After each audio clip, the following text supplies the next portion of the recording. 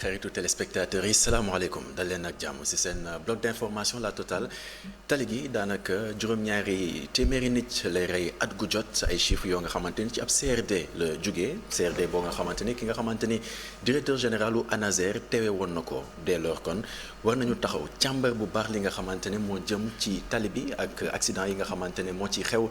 waral kon ñu ñëw nar ci waxtaan tey ak ki nga xamante ni moo di Moustapha Guèye moom xam-xamam daa màcc ci wàllum sécurité routière asalaamaaleykum Moustapha. maaleykum salaam Abdourahmane di la remercier ci dalal bi. ñu ngi lay nuyu di la ziar di la bàyyi également nga nuyoon teg téléspectateurs yi. di remercier ITV ci initiative bi ngeen ñu jox pour ñu mën a toog waxtaan ak sénégalais yi ci li nga xam ne moom moo fi xew yëpp. di remercier képp koo xamante ne téléspectateur yu ITV nga aussi yaakaar ne waxtaan bi dinañ ci jëlee njëriñ loo xamante ne xëy na buñ ci jógee dina am lenn lu mu impacté ci li nga xam ne moom la ñuy jooy ñu ñëpp muy accident yi. effectivement la situation est inquiétante. jamono jii nii seetlu nañ ne quand même tali bi mi ngi reyaati ay nit. ban jàngat nga ci def. waaw boo xoolee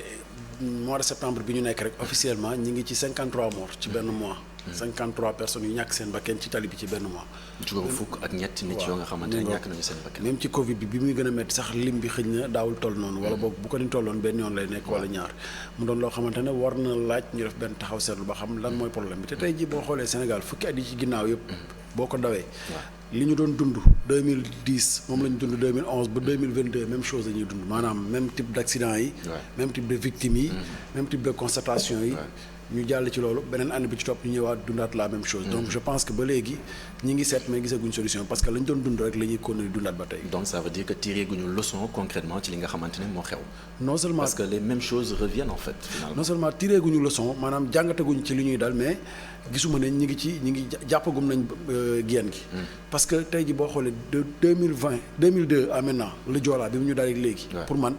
loolu moo waroon lancer déclic bi. parce que boo xoolee ci dëkk yi am guerre. bu ñu xasee ba génn ci rek dañuy développé wu parce que dañoo dund guerre xam la leen fa yóbbu woon xam la leen ci génnee ak ñu mën def ba duñ ci delluwaat ñu taxaw ci loolu di ko dox ñun nag man mënuma nangu ñu nekk ci réew moo xamante ne dañuy def ay chiffres statistiques ñu xam lan mooy nombre de tués yi lan moo leen rey ban tranche d'âge la concerné te mënuñu agir ci éléments yooyu nga xamante ne am nañ ko kon pour man jàngat bi des na ba tey ndax à chaque fois les phénomènes se répètent et se ressemblent. alors tey si suba également ñu ngi doon xamal benn accident boo nga xamante ne am na ci autoroute Ila Touba bi muy benn Mercedes ak benn camion ñoo xamante ñu mbëkkante bu finalement sax am ñu xamante ne dañ si génn àdduna mbir moom itam boo ko déggee tey lan la lay inspirer concrètement.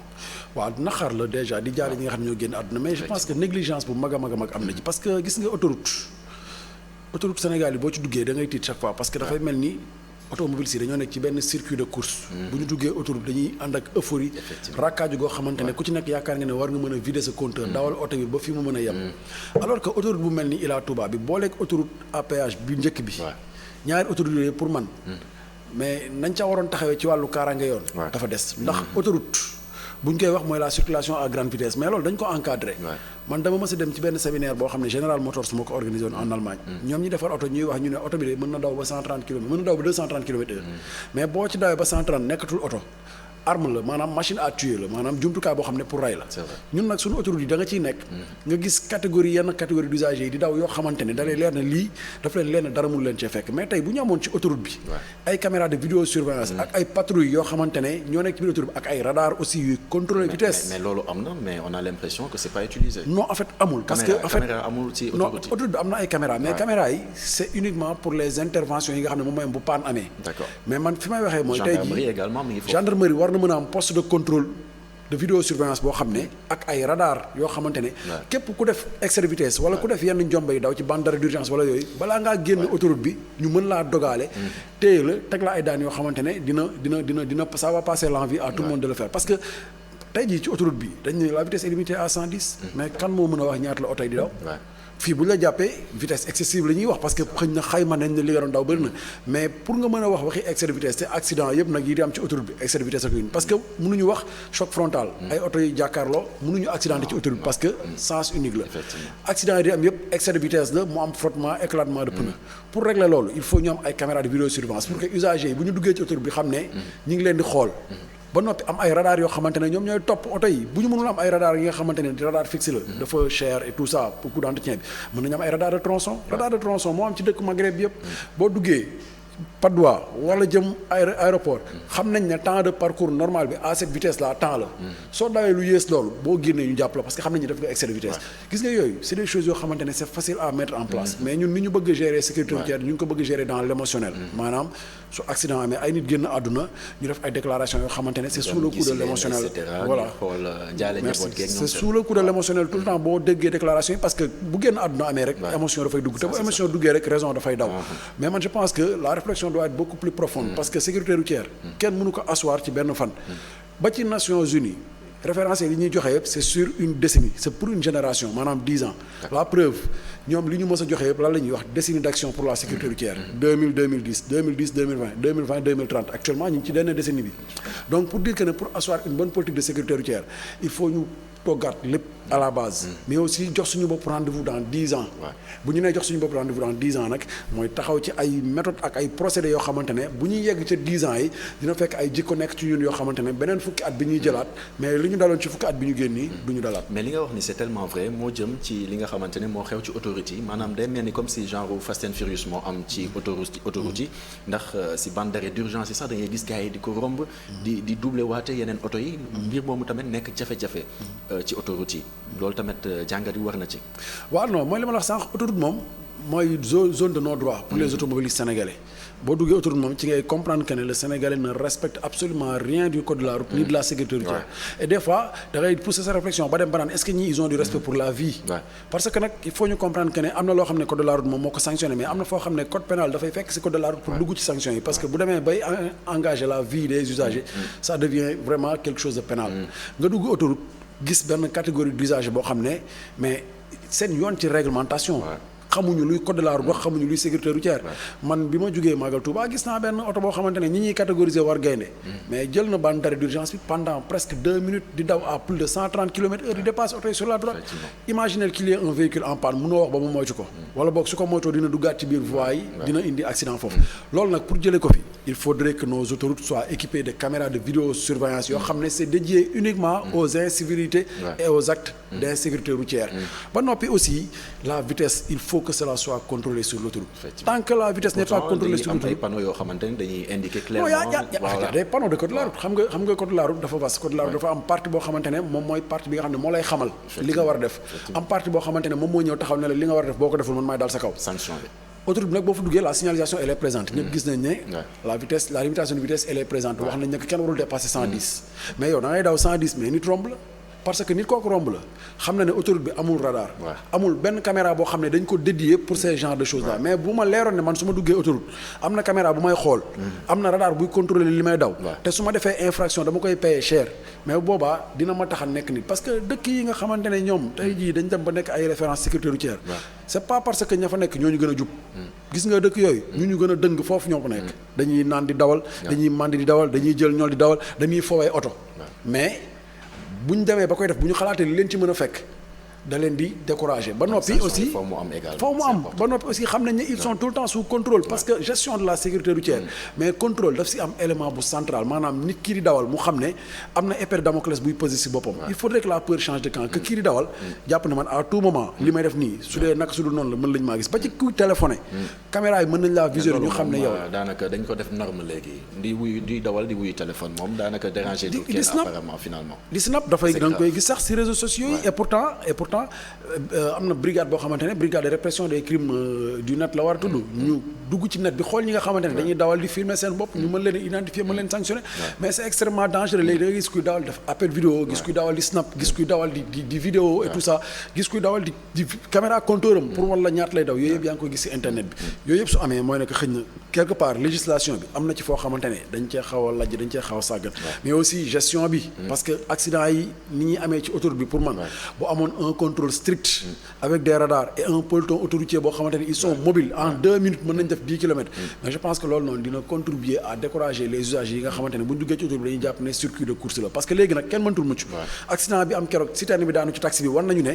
mais kenn si ñun mënatul mucc te boo xoolee statistiques yi ñuy joxe nee nañ 1/3 des accidents des tués lors d'un accident ne ni conducteur ni passager maanaam mën ngay dox sax ci mbedd mi ndogal li ñëw yow nga ñàkk ci sa bakkan kon kan moo mën a mucc kenn mënu mucc donc je pense que c'est le moment d'avoir peur et de vraiment teg yi nga xamante ne moom mooy conditions yi nga xamante ne bu ñu bëggee yegg fañ jëm foofu la ñu war a mën a jaar mais bu ñu génnee tuuti ci autoroute yi dañu gis ne itam collision maanaam di mbëkkante entre oto yi tamit loolu tamit doon na ay accident yi nga xamante dañ koy seetlu lu bëri ci tali bi mbir moom itam lan moo ko war a mën a firndeel waaw collision fatale yi nag en général mi ngi am ci route nationaux yi parce que route nationaux yi en général mooy route yi nga xamante ne lu ci ëpp amul séparation amul délimitation au milieu de la voie comme ni ko autoroute di amee léegi nag loolu bu amee souvent am na ko wàcc voie am fekki moromam donc solution bi loolu lan la solution bi c'est d'élargir les routes nationaux def ko à l'image des autoroutes dans un premier temps parce que pour man déjà problème bi may njëkk am mooy su may voyage di jaar ci route nationaux yi mooy boo xoolee route nationaux yëpp dañoo traverser les grandes villes boo ñëwee ba Thiès léegi réglé nañ problème bi parce que boo xoolee Thiès léegi am na corniche boo xamante ne moo lay permettre nga bañ a jaar ci digg dëkk bi fu mel ni Kaolack ni mu nekkee centre route nationale bi ci digg ville bi la jaar romb ay centres commerciaux romb ay gare routière romb ay école ak lépp mu nekk corridor boo xam ne day dem ba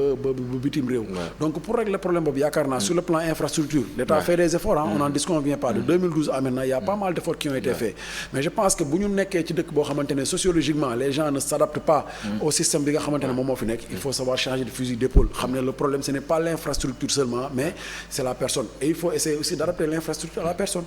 donc yooyu yëpp ay problème la yoo xamante ne bu ñu ko régler dinañ pas seulement l'infrastructure mais également c'est la personne muy ay wax yu am solo yoo nekk di wax ni donc ça veut dire que bu bokkul ci li nga xamante ne mooy tali yi dina itam bokk ci nit ki wala sax parfois ci otoom mooy indi jafe-jafe yi nga xamante ne mooy accident yi nga xamante ne ñu ngi koy seetlu si dëkk bi waaw comportement humain moom mënuñu koo génne ci accident te boo xoolee accident yi bu ñu amee moo ci ëpp nag bu dee fukki accident juróom-ñeent yi ci mbirum comportement humain la maanaam ci dawal te respecté au code de la route wala nga sonn di forcer sa yaram wala nga jël loo xamante ne day inhiber say réflexe waruloo koo jël donc indiscipline routière moom mooy facteur principal d'ailleurs boo demee ci manifeste Nations Unies la lañ lay wax 90% d'un accident résulte de la responsabilité humaine man je pense que sax on peut dire 100% parce que 3% yi ñu jox 7% yi ñu jox oto bi ak 3% yi ñu jox infrastructure bi yëpp nit a ko defar te nit moom moo fay ñëw kon suñu agiré sur le personnel sur le facteur humain yaakaar naa dinañ régler problème bi mais tant que ñi ngi bàyyi nit ñi ñuy dem ak seen bopp di outrepasser la législation on aura tout le temps à compter les morts et je pense que loolu noonu c'est inadmissible toll nañ foo xamante ni dañu war a wax ne lii dafay jeex ñu jeexal ko mais li gën a compliqué également mooy visite technique yi daanaka sénégalais yi bon bu ma ko mënee wax ñenn ñi ñu bëri en tout cas defatuñu visite technique yi dañ koy gis sur le terrain seen yenn oto yi en tout cas et c'est compliqué c'est terrible xam nga problématique visite technique man avant dama jàppoon ne c'est au niveau du centre de contrôle technique mais à un moment donné bi ma ci defee benn jàngat ci la comprendre que ne sénégalais yi seen wàllu bopp ñoom ñooy tricher pour mën a am visite technique maanaam ba léegi tricher bien sûr parce que ba léegi am na ñoo xam ne comprendre ñu ne visite technique bi c'est pour sa sécurité yow mi dawal oto bi ak sécurité ñeneen ñi nga xamante ne ñoo ci mais da ngay gis ñoo xamante ne seen oto day am panne mën nañ ko sooxaale 1 an tant que seen rendez-vous visite technique jotul du ñu taxaw dépanner pour mën a dugg visite technique kon ñoom dañu dépanner pour mën à l'instant T bi nga xam ne ñi ngi contrôler oto bi ñu mën a am aptitude pour mën a am visite technique boobu pour mën a génnaat centre bi bu ñu génnee centre bi bu ñu amee panne mën nañu soo xaale waat ak panne bi jusqu'à l'année prochaine nga gis ñoo xam ne dañuy ñëw ba ci buntu centre contrôle technique bi soog a lijjanti kit de sécurité moo xam dañ ko àbb moo xam dañ ko jënd moo xam dañ ko ñaan kit de sécurité mooy extincteur triangle de présignalisation gilet yi nga xam ne amul loolu moom vraiment dañ la koy laaj c'est malheureux de le constater ou de le dire comme ça mais Sénégal fii oto bu am extincteur loolu c'est très compliqué nga gis ko mais loolu infraction la sax parce que tey jii nii bu fekkee dañ la laaj les pièces afférentes à la conduite du véhicule nga joxe pièces yëpp agent bi su ko neexee mën na pousser contrôle bi laaj la gilet rétroréfléchissant soo ko amul tu es en infraction rétroviseur extincteur soo ko amul tu es en infraction et le triangle de signalisation amul parce que boo xoolee lii xew ci buntu centre de contrôle technique bi war nga mën a xam ne y'a anguille sous roche parce que bu dee dañuy war a ñëw ba foofu pour jënd yooyu nga xamante ne parce que extincteur moom moo mën a maîtriser départ de feu effectivement oto bi commencé naa jàpp am naa extincteur xam naa nan laa koy utiliser ma déclenché ko maîtriser feu bi triangle de présignalisation ñaata yoon la ñu gis oto boo xam ne dafa accidenté wala dafa kii panne taxaw ci kaw tali bi ba beneen oto ñëw fekk ko fa indi lu ñuy woowee sur accident parce que les lieux n'ont pas été présignalisés tey ji bu doon am nga sa triangle de présignalisation teg ko à 30 mètres ak à 10 mètres kuy ñëw xam ne fii am na oto bu taxaw mu commencé bàyyi xel ci loolu mën laa moytu boobaa du ñu yegg foofu noonu mais bu dee il faut ñu ñëw ba buntu centre de contrôle technique ba gis ñëpp taxaw di ko jaay ñii ñëw di su visite di ko soog a jël def ko seeni oto kon mooy ne que ñooñu bu ñu génnee même bu loolu bu réeree duñu ko remplacer parce que tout simplement moment bi ñuy wut visite technique kese lañ ko am ba noppi visite technique dafa mel ni doomi aadama mën nga ñëw ci médecin nga def bilan sanitaire mu xoolal la sa yaram sa taux de glycémie baax na sa tension baax na lépp baax na niveau yëpp normal nañ nga génn dem ba sa kër daanu amee hypertension parce que ci diggante bi c'est paramètres yi varié nañ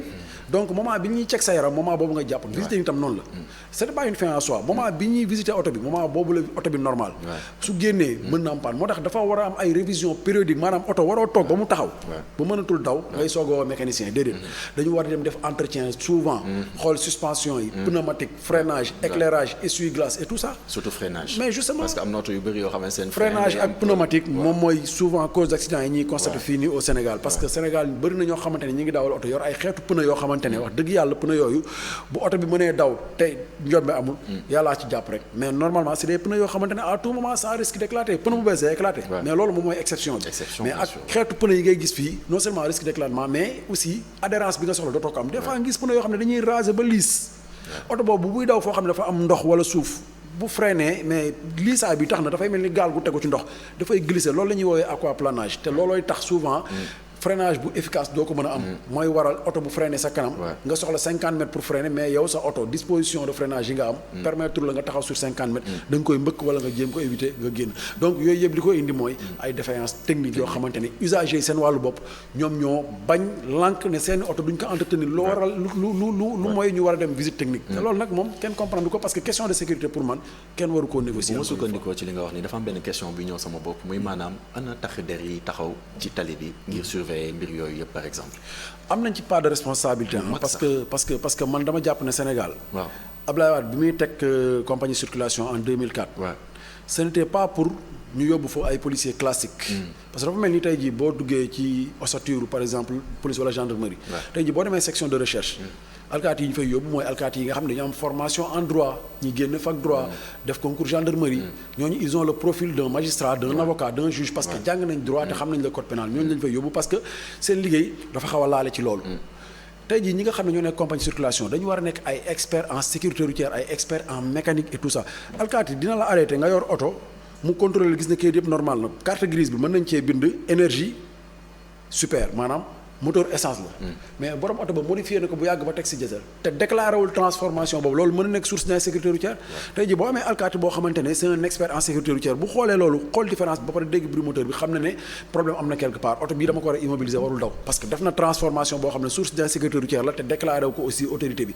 mais aussi c'est pas une mince affaire quand même loolu moom yombewul noonu c'est-à-dire xool nit ñi xool oto nii rek wala boog dégg bruit pour ñu am loolu waaw mooy li ma la wax foog ñu am ay alkaati yoo xamante ne mais dañuy nekk ay ndaanaan ci sécurité routière maanaam dañ leen di yóbbu dafa leen ay formation yu poussé parce que affaire bi dafa changé de àdduna bi dafa dox léegi yamatul rek ci taxaw def contrôle routier ma xool permis carte grise assurance non affaire bi dafa changé léegi boo demee ci yeneen dëkk yi man de voyage naa fu nekk mais policiers yi ngay toogal di waxtaan dafa mel ni ay jàngalekat en sécurité routière dañuy xam mécanique xam législation routière xam psychologie conducteur xam sociologie conducteur maanaam xam yu bëri yoo xamante ne tey jii bu ñuy contrôler nit ki war nañoo mën a jàng ci moom lu bari ak pousser seen contrôle mu orienté leen ci sens boobu mais li ñu seetlu mooy ay alkaati yu classique la ñu am ñi ngi def seen liggéey baax na baaxul je pense que l'appréciation elle est libre mais daal man li ma jàpp mooy waroon nañoo mën a am une compagnie circulation boo xamante ne c'est des spécialistes en sécurité routière ñoom ñoo fa nekk di pousser contrôle routier bi bañ ko yemale rek sur les pièces afférentes à la conduite du véhicule mais aussi sur des contrôles techniques inopinés mais aussi sur des contrôles de police parce que tey jii nii oto bi nga arrêté war nga mën a def des vérifications yoo xamante ne su fekkente ne le conducteur a des comportements douteux parce que des fois nga gis oto boo xamante ne di nga gis ñeenti nit ñu ci nekk mu leer la ne ñii nii xamantewuñu est-ce que c'est pas du transport illégal c'est un délit yooyu yëpp policier moom moo ko war a régler mooy war gaynde yeeg ñoom seen ñooñu amuñu formation oto ba ñu yor du oto bu war a def transport permis bi ñu yor du permis bu war a def transport assurance bi ñu yor du assurance bu war a def transport tey jii yow boo ibbi woon pharmacie fii 8 heures 10 heures dinañ la yóbbu commissariat parce que tout simplement doo pharmacien te waroo jaay garab mais comment se fait-il que ñu bàyyi koo xamante ne amul benn jumtuwaay buy wane ne kii war naa def transport ñu bàyyi ko muy def transport au vu sur tout le monde. ci li ngay wax damay dégg tout le temps ñàkk sanction yi nga xamante ne am na te dafa war a am ñuy régler li nga xamante ne mooy insécurité routière bi. mais effectivement gis nga la sanction elle doit être au cœur du dispositif de gestion de la sécurité routière parce que gis nga la sensibilisation. elle ne peut pas faire l'effet que les autres aspects de la sécurité routière def parce que sensibilisation moom mooy fàttali nit ki mooy mottali ko nit ki mooy yokk nit ki xam-xam mais dissuasion mooy xamal nit ki ne ko lii ñu la fàttali nii parce que ñoom ñaar ñoo ànd lii ñu la fàttali nii ne li nga ko war a defee soo ko defeewul noonu lii nii moom mooy dal sa kaw parce que benn instant da ngay dem ba da ngay laaj ci est-ce que nit ñi am nañ sensibilisation donc je pense que bu ñu tegee benn dispositif de sensibilisation à côté dañu war a teg ay dispositif de sanction yoo xamante ne ku ko dégg waxuma sax ku ñu sanctionné mais ku ko dégg xam ne fii la état bi jëm ak ñun boo tegoo ci tali bi di nga commencé bàyyi xel ci loolu noonu mais benn instant aussi ñun ñëpp dañuy d'accord ne que am nañ benn consensus illégal autour de l'insécurité routière parce que da ngay dawal sa oto amul kayit bu ñu la jàppee nga jéem a xool lan ngay naxanteeg nit ki ba jàll mais justement corruption ci tali bi loolu moom il faut ñu wax ko ndax moom moo am ci tali bi noo xamante ne defuñu seen visite technique da ngay jékki-jékki génnee benn 5000 par exemple jox ko tax der bi après mu bàyyi la nga dem te pourtant boobu mooy indi jéye après ci tali bi mooy indi accident yi corruption boobu moom moo plombé la sécurité routière parce que man jàpp naa ne tey jii ki nga xamante ne accident par exemple supposons accident bi amoon Yoff daaw te rayoon ñaari xale yi période tabaski bi selon les rapports d'enquête parce que bu amee mort d'homme rek enquête day am parce que le plus souvent fii constat la ñuy def rek joxe constat selon le rapport d'enquête nee nañ dafa dem visite technique ñu dàq ko parce que les freins étaient défectueux moment bi ñu koy dàq visite technique ak bi accident bi di am am na 1 mois kan moo mën a wax ne Sénégal camion mën na fay daw 1 mois te kenn ko contrôler mu nekk contrôlé nañ ko te bañ ko contrôlé aussi ki ko contrôlé il a certainement dû se rendre compte que ne kii nii amul visite technique ko amul visite technique mooy am na lu la manqué effectivement comme visite technique am na lu la manqué donc su fekkente ne échappé na ba yegg si foofu donc si autour de la chaîne am na benn maillon bu cassé te il faudra taper sur ça impérativement loolu moom il faut le régler bon d'après les propositions yi waxoon ne woon nañ dañuy dématérialiser le contrôle routier te loolu moom moo am fépp au Maroc bii da ngay dem le contrôle routier maintenant il est vulgarisé policier bi dafay takk caméra vidéo bi muy filmer mi ngi atterri ci plateforme boo xam ne am na juriste am na journaliste am na policier am na tout le monde donc yooyu noonu bu amee dina dissuader corruption moom mënul jeex ci àdduna tout le temps day am mais au moins ñu yóbbu ko à des proportions yoo xamante ne du am impact wala incidence directe sur l'insécurité routière mais fii nag dafa am incidence directe sur l'insécurité routière boo jëlee exemple Jakarta yi kese ni ñu nekkee ci biir capitale bi mais c'est inadmissible da ngay gis Jakarta duy daw ci biir autoroute bi charrette yi nag justement sànq maa ngi gis VDN bi benn charrette bu def nii dugg jël taliwu VDN bi directement di dem semaine passée ñun ñëpp gis nañ charrette bi fi rëccoon ci biir autoroute à péage Ila Touba bi ñu wane nit ki mu topp ci di daw c'est des cas d'insécurité routière parce que c'est des catégories d'usage yoo xam ne waruñu sax dugg ci biir autoroute les deux roues yi nga xamante ne amuñu accès ci biir autoroute bi ñi ngi daw ci biir autoroute bi di daw nekk ci biir autoroute bi soluñu casque waruñoo dugg ci yooyu yëpp c'est des problèmes yoo xamante ne pour man pour ñu mën ko régler il faudrait qu'on attaque le mal à la source te ñu bàyyi di gérer problème bi dans l'émotionnel bu accident amee ñu non il faut ñu jël am benn programme ñu ne c'est un programme décennal parce que gestion de sécurité routière wax naa la ko ça se fait sur une génération la preuve Nations Unies ils ne parlent que de décennies d'action ñun bu ñu fekkee ne dañ jàpp ne mën nañu ko régler ci 1 mois wala ci 6 mois wala ci 1 an dañuy nax suñu bopp il faut ñu ne ça va prendre une génération pour que jikko yi nekk ci ñun fii ak 10 ans muy wàññeeku ba dañ ak ñi nga xam ne ñoom ñoo beesu yokk si ñun ñoo fekk fi jikko yu bees yi nga xam ne moom moo bëgg mu am bu ñu yeggee ci génération boobu noonu ñii dinañ ñëw jikko yu bees ñii danañ wàññi li bon li nekkoon ci moom ñu continuer bu ñu ci tegee beneen décennie ainsi de suite dina dem ba dina changer jéem a régler problème bi mais pire encore beneen problème mooy ñi nga xamante dañuy jëfandikoo yenn sinébar wala boog alcool sax particulièrement gis nañ ko fi bëri na fi trop yenn dëkk yu développé yi dañuy gis ne éthylotest la ñuy utiliser numérique wala électronique si on veut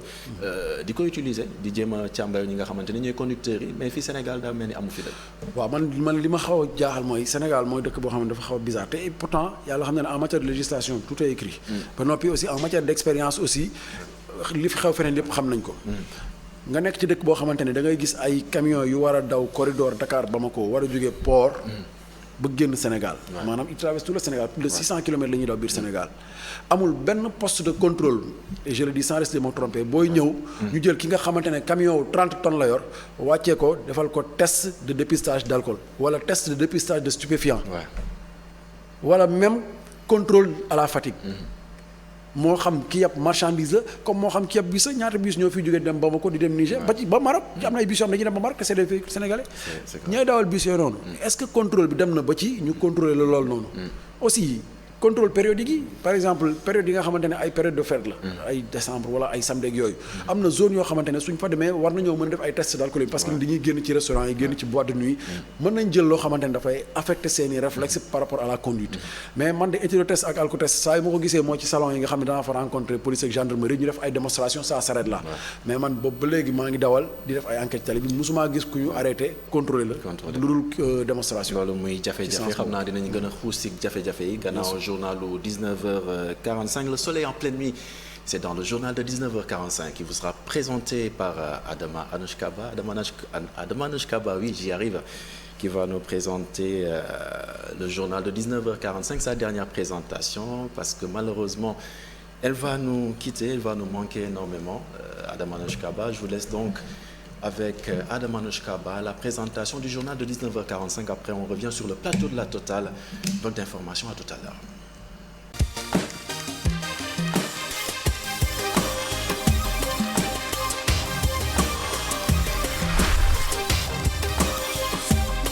Retour sur le plateau de la Total di jaajëfal Adama Anouchkaba mi nekkoon si journalu 19h45 bi di ko ñaanal jàmm wërsëg ak sutura bu bëri si barke Seydina Muhammad sallallahu alayhi wa sallam. ñu wëyal waxtaan bi ci bloc d'information la Total ak Moustapha Guèye moom nag expert la en sécurité routière. Moustapha, ñu nekkoon sànq ci accident yi nga xamante ne daanaka bëri na loolu ci réew mi, mais ñu taxaw tuuti ci formation wu ñi nga xamante ne ñooy dawalkat yi. dañu seetlu ne ci dëkk bi daanaka benn Abdourahmane mooy jug rek ubbi benn auto école am. auto école yi jamono jii nii ni ñu bëree ci réew mi tamit inquiété wu la ndaxte accident yi ñu ngi wéy di yokku malgré tout ça. Est-ce que nit yaa ngi formé wu ci. xam nga formation bi benn instant aussi il faut comprendre que ne réew mi ñu nekk mën nga am sa permis te doo jaar auto école. parce que ni auto école amee à côté am nga aussi possibilité yow candidat bi nga constituer ce dossier. dem division permis de conduire déposer nekk candidat individuel. te accident bu amee mënuloo def différence bi xam ndax kii jaar na auto école wala kii jaarul auto école. mais aussi boo ñëwee ci secteur auto école yaakaar naa secteur la boo xamante ne laaj na réforme. maanaam laaj na organisation. laaj na aussi assainissement. parce que comme ni nga ko waxee gis nañ ñu nekk à foison mais boo xoolee ci niñ fi bëree. tey jii boo doon xool ñi ci légal. te war a exercer. bariwul dañ leen di compter donc je pense que loolu aussi problème la boo xamante ne état war na cee mën a taxaw. kan moo war a ubbi auto école. waaw ki war a ubbi auto école mooy sénégalais bi nga xamante ne am na li ñuy laaj ci condition yëpp maanaam il a un véhicule de moins de 10 ans am na statut moo xam entreprise individuelle la moo xam SARL la ainsi de suite nekk na moniteur aussi am sa carte professionnelle mais aussi am na aussi local boo xam ne ça peut lui servir de base et tout ça ak yeneen yoo xamante ne ñu ngi ci donc conditions yi bu fekkente ne remplir nit ki remplir na ko je pense war na mën a am sa licence mais man yaakaar naa le problème doit être poussé beaucoup plus profond parce que tey jii dafa laaj assainissement ci secteur boobu nag problème bi du rek ubbi auto école mais est-ce que état mi ngi saytu ci wàllu formation la ñuy dispenser foofu noonu comme jàngal est-ce que ni ñuy examiner jaar na yoon yooyu yëpp c'est autant de questions yoo xamante ne pour man laaj na taxaw seetlu ñu xool nu ñuy def ba aussi améliorer conditions d'existence du secteur boobu parce que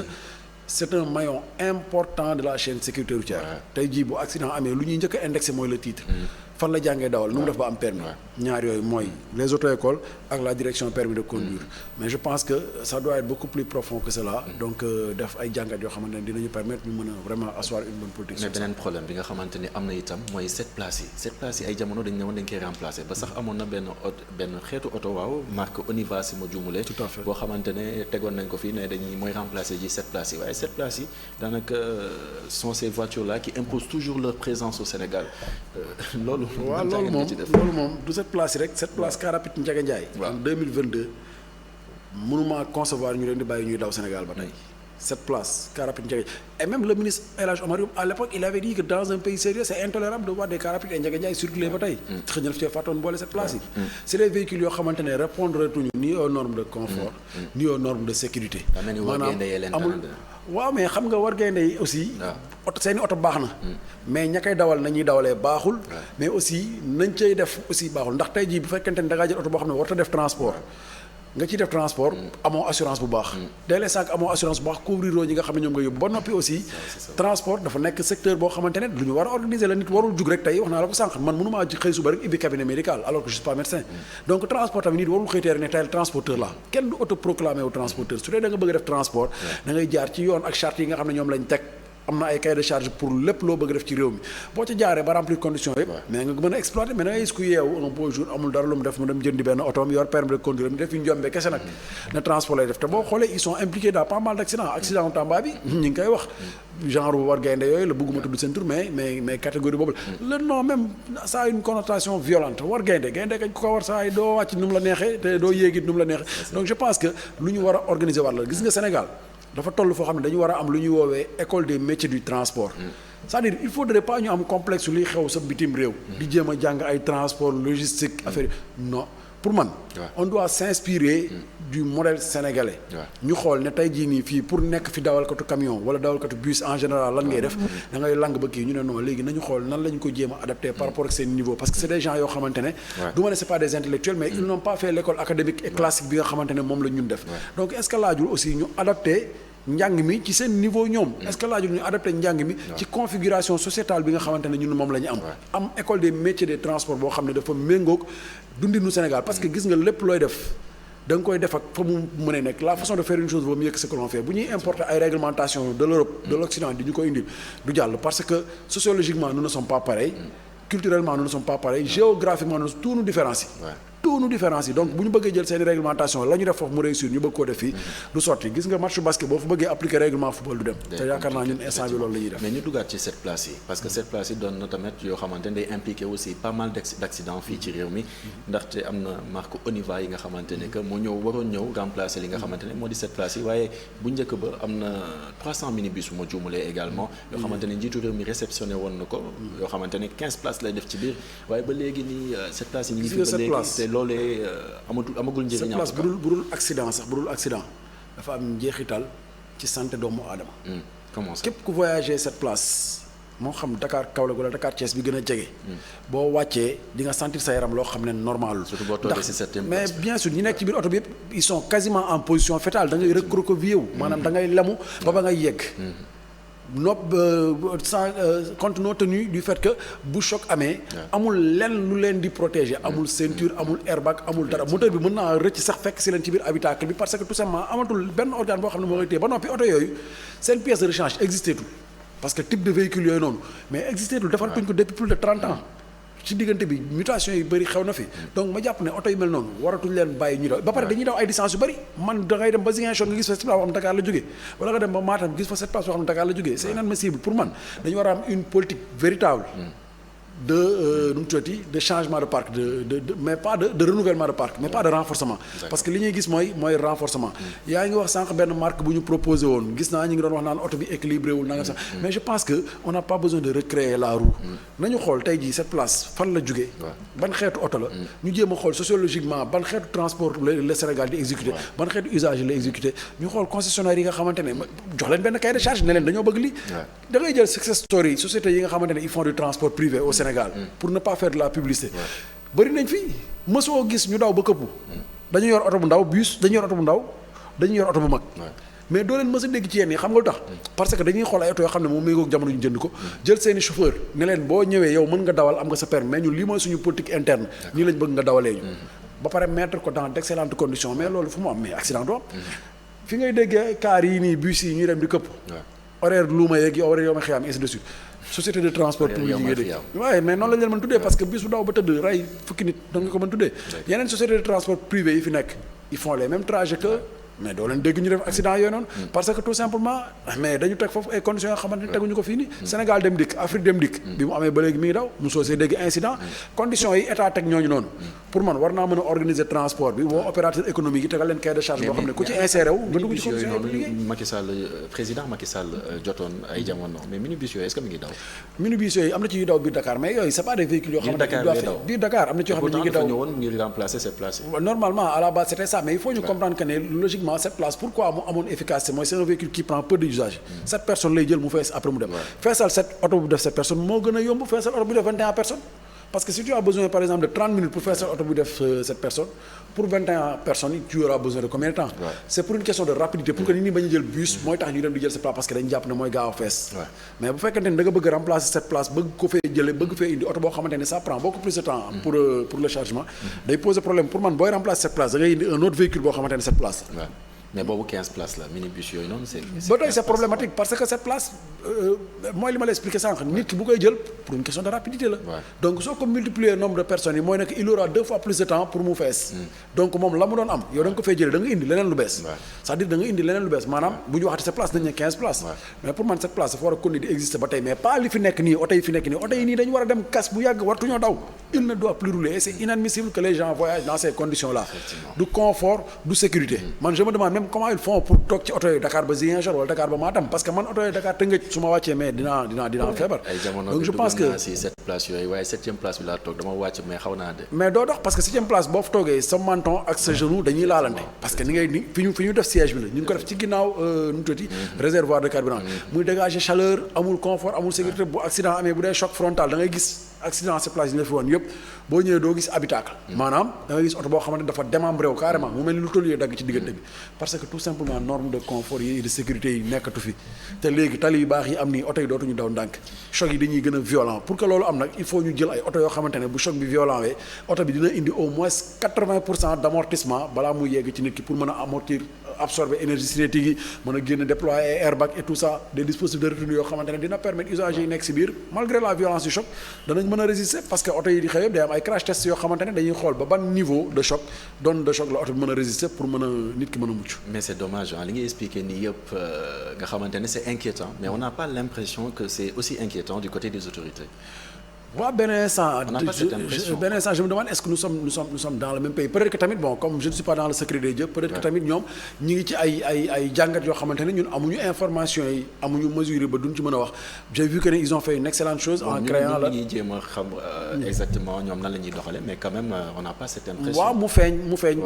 gis naa ne am na jéego yu ndaw yu am lu ci mel ni par exemple création ANASER ça c'est une bonne chose. ANASER agence boo xamante ne ça va parler sécurité routière H24 du 1er décembre du 1er janvier au 31 décembre ça c'est une bonne chose mais je pense que ça ne doit pas se limiter à ça seulement je pense que aussi comme li ñuy wax sànq ci wàllu transport parce que ANASER il est là pour faire la promotion de la sécurité routière l'éducation routière à l'école la formation pour le permis de conduire pour wax ci yooyu mais ci norme transport lu ci mel ni ay cette place lu ci mel ni ay transport ferroviaire ay transport maritime tout ça c'est des volets yoo xamante ne war nañ koo mën a exploiter ñu ngi ci mois de septembre on a vécu le Joola fan lañ toll ci transport maritime tey ci Sénégal yooyu yëpp c'est autant de questions yoo xamante ne mais éducation routière da nga ko wax léegi mais loolu am na solo mais est-ce que ñu ngi siy xalaat également je pense que ce serait important yéen ñi nga xamante ne seen xam-xam macha allah màcc na ci wàllu woowu ngeen jéem a dugal seen bopp wala boog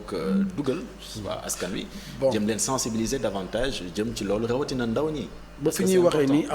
amul woon Sénégal mais ak code bu bees bi 2022 bi inclure nañ si l'obligation de l'éducation routière à l'école nan lañ koy defee bon je pense que loolu ce sera la question au législateur donc dinañ ci wax mais loolu dafa bokk ci li nga xamante ne moom mooy asseoir wax na ak sànq politique sécurité routière parce que tey jii nii xale bi nga xam ne à partir de la 6e ni muy jàngee histoire géographie di ko jàngee instruction civique noonu lay jàngee sécurité routière kooku buy am 18 ans fekk na am na au moins 12 ans boo xam ne xam na luy sécurité routière mu ñëw war a dem auto école ñu war ko jàngal code de la route mais dafay gën a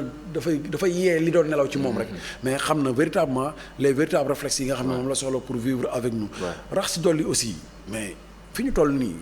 médias yi dañu war a dugal seen loxo ci loolu noonu il doit y avoir des émissions à vocation de sécurité routière des émissions de sensibilisation balaa ñuy def programme yooyu parce que émission de sensibilisation du loo xam ne day jël temps en 3 minutes man en 3 minutes mën naa def benn programme de sensibilisation boo xam ne ñëpp dinañ ci gis seen bopp te mu am njëriñ tey jii bu ñu defoon ñu ne balaa journal télévisé wala balaa émission yu mag yi nga xam ne day am ay audience yu mag comme par exemple IG seen intérêt général boobu noonu une émission très suivie waaw pourquoi pas ñu def benn capsule de prévention routière de 3 minutes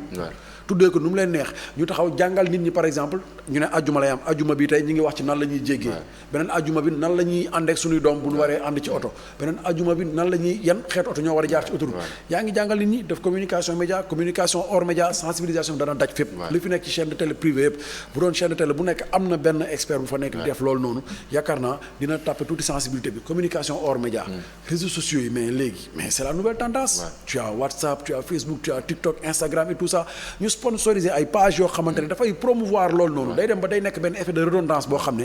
impérativement dafay dugg ci conscient wu Sénégalais yi day dem ba day bokk ci seen dundin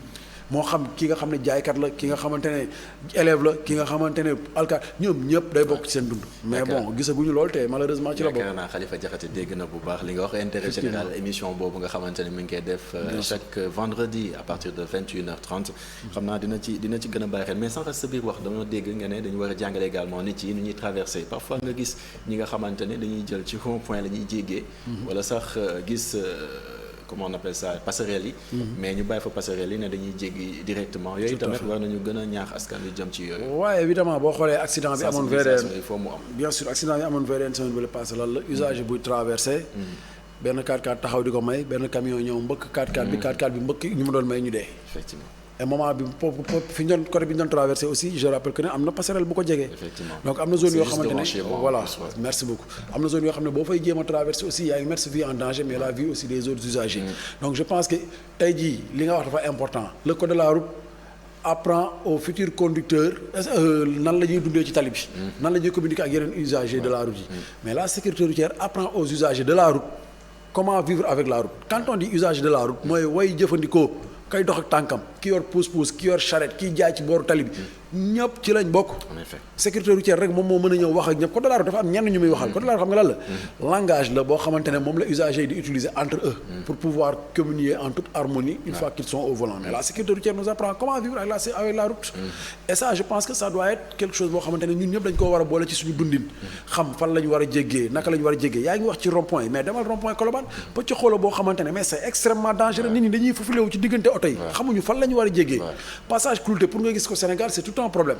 VDN bi li muy gudd yëpp passerelle yi bariwuñu. passage clouté bu amee sax nit yi daanaka dañ ko fay bàyyi parce que xamuñu ils ne savent pas que ne lii nii mooy endroit bi ñu leen dédié pour ñu mën a traverser dañoo war a mën a ñëw taxaw foofu ba ñu bëri automobilistes yi gis ne ñi bëgg a jéggi bëri nañ ñu daal di taxaw ñu daal di jéggi ci passage clouté bi dem seen yoon mais yooyu yëpp comme li ñu wax sànq capsule de prévention yooyu mën nañ ko ci def tey jii nii xëy na am na ñoo xamante ne ñi ngi seetaan iTélé chaque jour seen journal war a jàll ñu ñëw wane benn passage clouté ne la yow fii nga war a traversé boo bëggee jéggi te mucc ndax kay dawal bañ koy jàngal dañ ko jàngal ne ko bu nit di traversé fii nii da ngay taxaw bàyyi ko mu jéggi parce que moom foofu kay seetaan télé xam na loolu noonu donc sensibilisation bi dina porter ses fruits ci sens boobu donc je pense que ku ci nekk am nga ci part de responsabilité boo xamante ne boo jouer sa partition rek yaakaar naa dinañu am solution effectivement gàmmu gi itam ñëw na xam naa accident yi ñu ñaan yàlla mu gën a wàññeeku rek comme ça ñu ñaan rek lawul affaire yi de la may régler affaire yi du ay ñaan de affaire yi xam-xam la ñaan bi ci la bokk aussi ñaan gi ci la bokk certes mais boobu ba léegi ñu ngi ñaana parce que ñay dem Touba ka ñuy seeti ku tedd la mam borom Touba ñay dem Tivaouane ka ñuy seeti ku tedd la et pourtant terewul ci dem boobu ñuy dem te dañuy jaamu ji yàlla encore une fois dañuy dem pour màggal seen borom jaamu ji yàlla ci loolu noonu ci la ñàkkee seen bakkan kon kenn mënul ne ñooñu ñaanuñu te képp kuy génn sa kër da ngay ñaan yàlla génn ci jàmm dellu si jàmm mais je pense que problème bi warul yem si ñaan rek bu ñu ñaanee ba noppi parce que tey jii boo toogee sa kër di ñaan dépense yow rek ka nekk ci néeg ba naan yàlla may mënu ma dépense suba génnoo kër ga dem wuti ji ko ñaan googu du dal boo ñaanee ba noppi da ngay génn comme ça yàlla yombalal la ut bi nga mën a am donc voilà merci beaucoup donc ñun tey jii bu ñu ñaanee ba pare dañuy asseoir une politique de sécurité routière sérieuse et pérenne axée sur le long terme sécurité routière doon naa la ko sànq kenn du ko gérer dans l'émotionnel accident am ni nekk dans l'émotionnel ñu def ay déclaration d'intention et puis ça s'arrête là non c'est toute une génération boo xamante ne da ngay liggéey ci ñoom jël ay jikko yu bees def ci ñoom ñu fekkanteeg génération bi juddu bu ñu paree ci décennie boobu ñu def bilan xool lan moo ci baax lan moo ci baaxul li ci baax ñu tënk li ci baaxul ñu xool nan lañ koy améliorer pour entamer waat beneen décennie à la longue dinañ am culture di sanctionner bi c'est important parce que bu ñu fàttali ko tuuti yàggul dara ñu ngi doon féete wala boog ñu ngi doon commémorer li nga xamante ne événement bateau le Joola bi la woon muy mbir woo nga xamante ne près de 2000 personnes daanaka ñàkk nañ ci seen bakkan muy mbir woo nga xamante ne daanaka doy waar torop ci réew mel ni Sénégal mbir moomu itam xëy na ñu bàyyi la si nga sànni si quelques kàddu rek waaw loolu moom am na lu ma si mën a wax parce que man période bi ñuy commémorer le Joola dama voyagé dem Ziguinchor avec le bateau Aline Sitoé Diatta mais day suñ si jugul lii dal Joola dina daal Aline Sitoé Diatta dina dugg ci biir ndox non du c'est pas un souhait en fait c'est pas un souhait du lu ma ñaan parce que moi j'ai de la famille à Ziguinchor j'ai des amis là-bas j'ai des activités là-bas donc je me rends souvent là-bas mais qu'est-ce qui vous fait dire ça mais parce que dama dugg ci bateau bi parce que bateau bi voyagé naa si plusieurs fois mais j'ai remarqué que ne bateau bi waroon na yegg Ziguinchor 11h léegi 14h lay yegg Ziguinchor parce que tout simplement benn moteur lay dawee te man dem naa ba ci digg géej gi à 2h du matin bateau bi panne mu am coupure générale pendant une bonne quinzaine de minutes du dara luy tàkk ci bateau bi ma yeggee Ziguinchor may def ay recherche parce que j'étais là-bas dans le cadre du transport may def ay recherche j'ai vu que ne il y a 6 mois ci ginnaaw am na ko dugg ci YouTube bi def benn vidéo di alerter mu ne bateau bi mi ngi daw ak benn moteur te moteur boobu day panne souvent quand j'ai vu cette vidéo ma ne mais vidéo bi nan la mën a def 6 mois donc si digg dëkk bi 6 mois bateau bi benn moteur lay dawee ba noppi mais nombre de rotation yi dañu bëri benn bateau buy def 4 à 6 rotations Dakar Ziguinchor par semaine mais dafa bëri est-ce que am nañ temps wu entretenir bateau boobu noonu est-ce que am nañ temps wu est-ce que Veritas sax ñi ngi joxe quitus d'exploitation bi waral bateau bi mën a dugg ci ndox mi yooyu yëpp c'est autant d'interrogations te yooyu dama leen ci indexé yéen parce que pour man bu tragédie amee fenn ba ñu reprendre opérationnalité secteur boobu noonu war ngeen mën a dem def ay enquêtes foofu dem leen Aline Sitoé Diatta ngeen xool est-ce que quitus d'opérationnalité bi nga xamante ne Bureau Veritas moo ko war a décerner est-ce que mi ngi koy décerner est-ce que procédure d'entretien yi nga xamante ne moom la ñu war a defal bateau bi ñu ngi koy def est-ce que rotation yi bateau bi war a def pour mën a nekk ci jàmm est-ce que yooyu lay def est-ce que nekkul def surplus est-ce que taux de charge bi bateau bi war a jël mi ngi koy jël yooyu yëpp c'est autant d'interrogations yoo xamante ne il faut poser ces questions-là avoir des réponses pour vraiment mën a anticiper ci jéego yoo xamante ne ñëwagul mais bu ñu toogee di ñaan kese yàlla bay sa tool de. c'est vrai anticipation boobu am na solo. xam naa dinañ ci gën a xuus bu soobee yàlla jéem a xool exactement mbir yooyu nan la demee ngir mettre surtout surcharge ndax surcharge boobu noonu bokkoon na ci li nga xamante ne moo suuxloo li nga xamante ne moo di bateau le Joola ñu koy fàttaliku ndaxte ñu fàttaliku 2000 wala boog près de 2000 personnes 1800 et quelques personnes aussi ñàkkoon kon seen bakkan daanaka ñu leen di ñaanal suuf wala boog waaw suuf woyof seen kaw ci barke Seydina Muhammad sallallahu alayhi wa sallam fii nag la ñoo yem ci seen bloc d'information la Total amoon mbégte àndoon ci ak Moustapha Guèye moom expert la wala boog consultant waaw expert en sécurité routière ma leen di jox dig daje ayu bés gi di ñëw bu soobee yàlla bu leen fàtte nag chaque jour est une vie et il faut la vivre la vie ñu fanaan ak jàmm